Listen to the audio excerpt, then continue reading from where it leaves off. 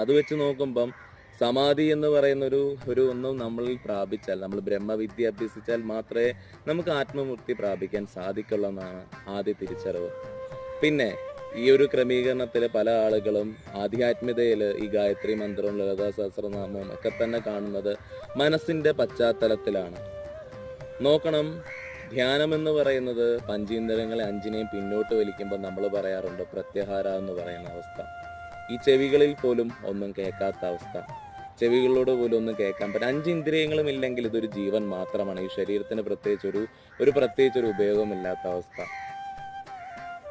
നമ്മൾ ഒരു ജീവനാണെന്ന് നമുക്കറിയാം. ഈ ശരീരം നഷ്ടപ്പെട്ടാലും നമ്മളൊരു ജീവനാണ്. ഇപ്പൊ നിലനിൽക്കും. ഇപ്പൊ ഞാൻ ഈ മൂക്കൊന്ന് അടച്ചു പിടിച്ചു കഴിഞ്ഞാൽ ചിലപ്പോൾ എൻ്റെ ശരീരം താഴെ വീണേക്കാം, എന്നാലും ഞാൻ ജീവനാണ്. ഈ ഒരു തിരിച്ചറിവ് നമുക്ക് എല്ലാം തന്നെ ഉണ്ട്. ഈ സൃഷ്ടിക്ക് ഒരു ഋതമുണ്ട്. അതുകൊണ്ടാണ് ഇത് നേരം വെളുക്കുന്നതും ഇരുട്ടുന്നതും. ഈ പ്രകൃതിയല്ല, അതാത് ചലനങ്ങൾ